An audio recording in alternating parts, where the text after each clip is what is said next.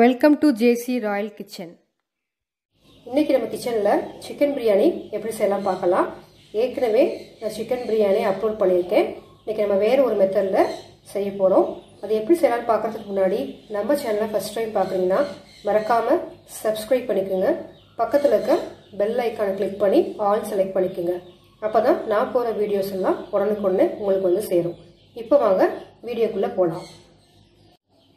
பிரியாணி செய்கிறதுக்கு ஒரு குக்கரில் 2 டேபிள் ஸ்பூன் நம்ம வந்து நெய் விட்டுக்கலாம். ஒரு 50 ml வந்து நம்ம ரீஃபண்ட் ஆயில் சேர்த்துக்கலாம். உங்களுக்கு நெய் பிடிக்காதுன்னா நீங்கள் ஃபுல் அண்ட் ஃபுல் வந்து ரீஃபண்ட் ஆயிலே சேர்த்துக்கலாம். ஒரு 2 டேபிள் ஸ்பூன் எக்ஸ்ட்ரா வந்து நீங்கள் ரீஃபண்ட் ஆயிலே சேர்த்துக்குங்க. ஒரு 50 கிராம் எண்ணெயும் அது கூட 2 டேபிள் ஸ்பூன் எக்ஸ்ட்ரா நெய்க்கு பதிலாக நீங்கள் ரீஃபண்ட் ஆயிலே சேர்த்துக்கலாம். இப்போ எண்ணெய் வந்து சூடாகட்டும். நமக்கு இப்போ எண்ணெய் சூடாயிடுச்சு. நம்ம ஃபஸ்ட்டு வந்து வெங்காயத்தை சேர்த்துக்கலாம். ஒரு 3 மீடியம் சைஸ் பெரிய வெங்காயம் சேர்த்துருக்குறேன். இது நல்லா நமக்கு ப்ரௌன் கலரில் வரணும். அது வரைக்கும் இதை நம்ம வதக்கிக்கலாம். கூடவே 2 பச்சை மிளகாயும் சேர்த்துக்கலாம். இப்போ இதை நல்லா நம்ம வதக்கி எடுத்துக்கலாம். ப்ரௌன் கலரில் வரணும். அது வரைக்கும் நம்ம வதக்கிக்கலாம்.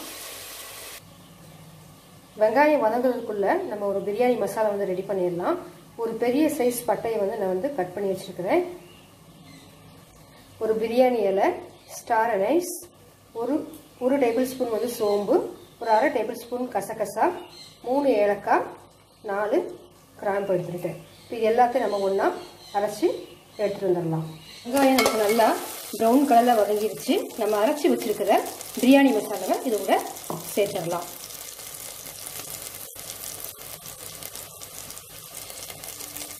பிரியாணி மசாலா சேர்த்து நல்லா நம்ம மிக்ஸ் பண்ணி விட்டுடலாம். மசாலாவை நல்லா நம்ம கலந்து விட்டுக்கலாம். இப்போ இது கூட ஒரு கைப்பிடி அளவுக்கு புதினா கொத்தமல்லி சேர்த்துக்கலாம். அதையும் நல்லா வதக்கிடலாம்.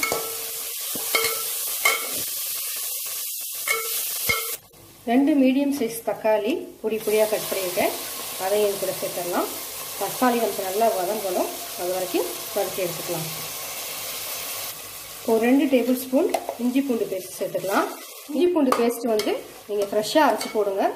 அப்போ அதோட ஃப்ளேவரே தனியாக இருக்கும். நீங்கள் ஏற்கனவே அரைச்சி வச்சு போட்டிருந்தீங்கன்னா இந்த ஃப்ளேவர் அந்தளவுக்கு நமக்கு கிடைக்காது. ஸோ அப்போ அரைச்சி போடுங்க, உங்களுக்கு நல்லா ஒரு மனம் கொடுக்கும். இப்போ நல்லா இஞ்சி பூண்டு பேஸ்ட்டுடைய பச்சை வாசனை போகணும். அது வரைக்கும் நல்லா வதக்கி எடுத்துக்கலாம்.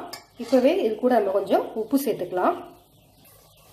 கொஞ்சமாக அதில் உப்பு சேர்த்து நல்லா வதக்கி எடுத்துக்கலாம். இப்போ இஞ்சி பூண்டு நல்லா வதங்கிடுச்சு. இப்போ இது கூட நம்ம 1 டேபிள் ஸ்பூன் அளவுக்கு மிளகாய்த்தூள், ஒரு 1 டேபிள் ஸ்பூன் வந்து மல்லித்தூள் சேர்த்துக்கலாம். நான் போட்டுக்கிறது வந்து தனி மிளகாய்த்தூள் தான். ஸோ இதுவே நல்லா நம்ம வதக்கிக்கலாம். இந்த மசாலாவுடைய பச்சை வாசனை நமக்கு போகணும். ஸோ அந்தளவுக்கு இதை வந்து வதக்கிக்கலாம். இப்போ இது கூடவே தயிர் சேர்த்துக்கலாம். சின்ன டம்ளரில் ஒரு அரை டம்ளர் தயிர் சேர்த்துருக்கேன். இல்லைன்னா ஒரு 2 டேபிள் ஸ்பூன் வந்து நீங்கள் கெட்டியான தயிரை சேர்த்துக்கலாம். எப்போவுமே தயிர் சேர்க்கும் போது மிக்சியில் லைட்டாக ஒரு அடி அடிச்சுட்டு சேர்த்துக்குங்க. இல்லைன்னா உங்களுக்கு திரிஞ்சு போன மாதிரி ஆயிடும். ஸோ அதனால் லைட்டாக மிக்சியில் அடிச்சுட்டு சேர்த்துக்கிறேன். இந்த மாதிரி உங்களுக்கு எண்ணெய் தெளிஞ்சு வரட்டும். மசாலா நல்லா வதங்கிருச்சு. இப்போ இது கூட நம்ம கழுவி வச்சுருக்கிற சிக்கனை சேர்த்துக்கலாம். நான் 1/2 கிலோ ரைஸ் செய்கிறேன். ஸோ 1/2 கிலோ சிக்கன் சேர்த்துக்கிறேன். சிக்கன் வந்து நீங்கள் கொஞ்சம் பெரிய பீஸாகவே கட் பண்ணி வாங்கிக்கோங்க. இப்போ தான் பிரியாணிக்கு நல்லாயிருக்கும். இப்போ இந்த சிக்கனோட இந்த மசாலா நல்லா நமக்கு கோட்டாகி குக்காகி வரணும். ஒரு 5 நிமிஷம் வந்து நல்லா இதில் இந்த மசாலாவோட சிக்கன் குக்காகிற மாதிரி வேக விட்டுக்கலாம். ஸோ மூடி போட்டு ஒரு 5 நிமிஷம் நமக்கு குக் ஆகட்டும். சிக்கனில் நம்ம தண்ணியே சேர்க்கல, அதுவாகவே தண்ணி விட்டு நல்லா வெந்து எண்ணெய் தெளிஞ்சு வந்திருக்கு. இப்போ இது கூட நம்ம வந்து ஒரு அரை லெமன் வந்து சேர்த்துக்கலாம்.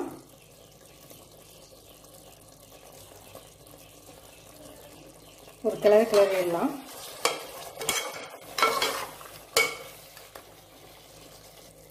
இப்போ இந்த பவுலில் வந்து நான் 3/4 பவுல் வந்து ரைஸ் எடுத்திருந்தேன். 1/2 கிலோ ரைஸு. இப்போ இதுக்கு வந்து 3/4 பவுல் ரைஸுக்கு வந்து நம்ம 1/2 பங்கு வந்து தண்ணி ஊற்றிக்கலாம். 1/2 கப் வந்து நம்ம தண்ணி சேர்த்துக்கலாம்.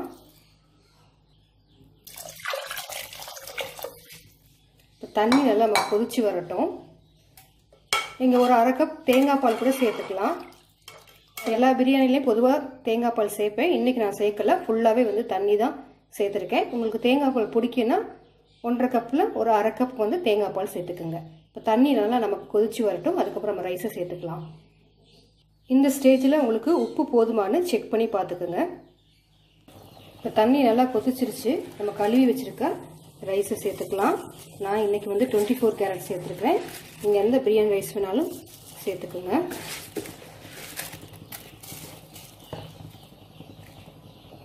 நீங்கள் பாஸ்மதி ரைஸ் சேர்க்குறதா இருந்தால் ஒன்றுக்கு நீங்கள் 1.25 கப் வந்து தண்ணி ஊற்றிக்கோங்க. 1க்கு 2 தேவை இல்லை, சீக்கிரமாகவே அது வெந்துடும். இப்போ தண்ணி வந்து நமக்கு தண்ணி அளவு பாதியாக வரணும். ஸோ அந்த அளவுக்கு வந்ததுக்கு அப்புறமேட்டுக்கு நம்ம தம் போட்டுடலாம். அடுப்பை வந்து ஹைக்கும் கொஞ்சம் கம்மியாகவே வச்சுக்கலாம். தண்ணி வந்து நமக்கு பாதி ஆயிடுச்சு. தம் போட்டுடலாம். தம் போடுறதுக்கு தேவையில்லாத ஒரு தோசைக்கல் எடுத்து வச்சுருக்கேன். இது மேலே நம்ம வந்து குக்கரை எடுத்து வச்சிடலாம். வச்சுட்டு நீங்கள் ஒரு மூடி போட்டுருங்க. ஒரு 10 நிமிஷம் வந்து அப்படியே விட்டுருங்க. அதுக்கப்புறம் எப்படி இருக்குன்னு பார்க்கலாம்.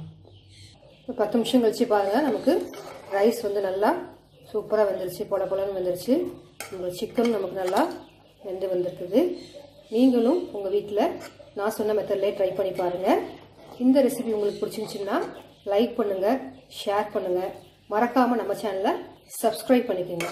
மீண்டும் உங்களை வேறு ரெசிபி சந்திக்கும் வரை நன்றி, வணக்கம்.